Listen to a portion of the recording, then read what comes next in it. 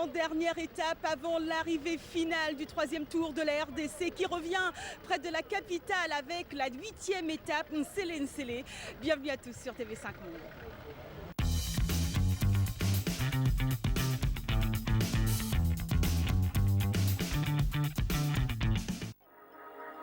Appel à la population, le tour continue à rythmer la vie des Congolais qui se déplacent nombreux pour vivre de près cette 3e édition. Femmes, hommes et enfants sont sur les bords des routes, piqués par la curiosité, mais aussi pour voir de près la domination angolaise.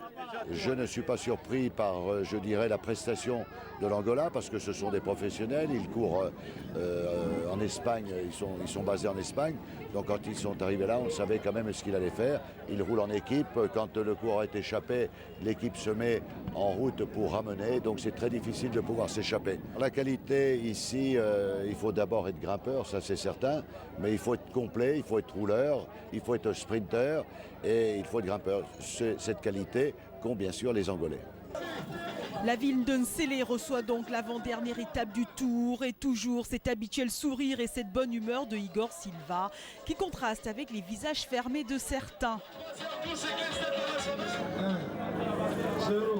Et c'est donc parti pour un circuit fermé dans les rues de Nsele devant un public curieux.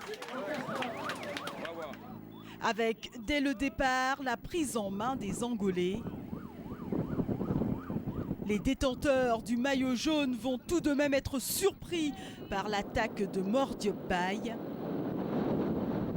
Le jeune Sénégalais tente donc une échappée dès les premiers mètres.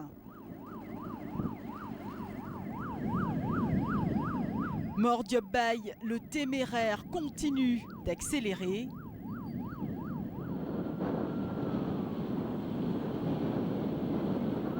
Mor Diop Baye a donc décidé de tenter sa chance lors de cette avant-dernière étape avant Kinshasa demain. Mais les Angolais, comme à l'accoutumée, mènent le peloton. Avec un maillot jaune bien placé en 2e position et le peloton qui réussit à faire la jonction avec l'échappée. Puis contre-attaque de Bart Tribout, le Belge part. Mais c'était sans compter avec la détermination angolaise qui ramène le peloton et fait la jonction avec le Belge. Quelques minutes plus tard, grosse surprise, embouteillage inattendu. Victime de son succès, la course est bloquée, les chronos stoppés. Une situation insolite qui en fait sourire certains, mais il faudra attendre quelques minutes pour que tout rentre dans l'ordre.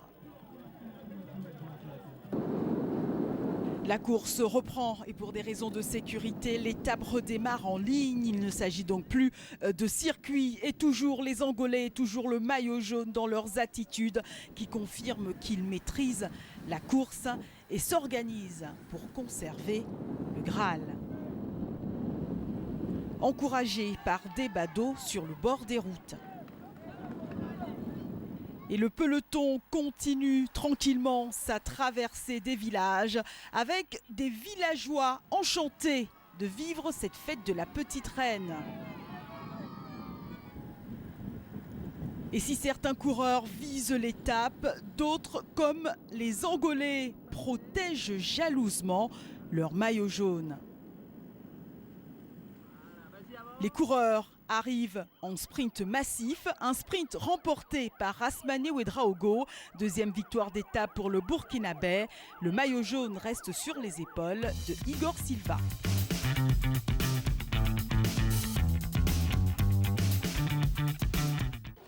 Ici, l'art est partout. D'ailleurs, on a coutume de dire que chaque Congolais est un artiste et nous l'avons encore vérifié dans ce lieu bien connu des Quinois et des touristes. Le marché des valeurs à Kinshasa est une valeur sûre si vous cherchez à dénicher quelques beaux objets qui font aussi partie de l'art congolais. C'est ici où ça a commencé l'artisanat congolais, en 1955. Nous avons plus de 800 artisans. Nous avons la malachite, C'est la pierre précieuse du Congo qui vient, je devais parler tout à l'heure du Katanga.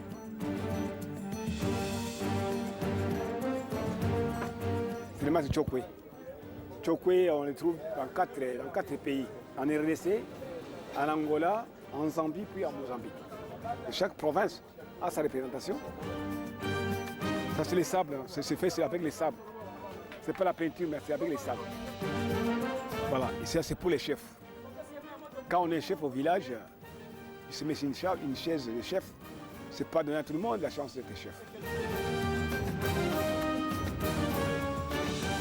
On peut parler du Tintin au Congo à travers Tintin qui a fait ses aventures à Kinshasa et ailleurs. Et c'est un bon symbole pour le Congo. Des œuvres de Hergé, père de Tintin, en passant par des instruments de musique traditionnelle et d'œuvres qui représentent la faune congolaise. Ici, on retrouve de tout.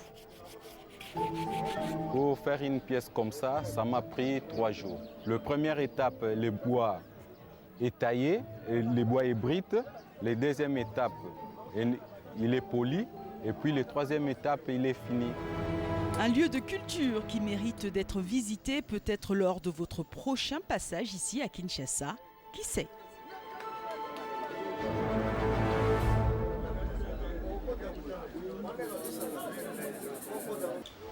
Tous les yeux du monde sont toujours tournés vers le tour de la RDC qui continue bien évidemment sur tv5monde.com mais également sur les réseaux sociaux. À demain, salut!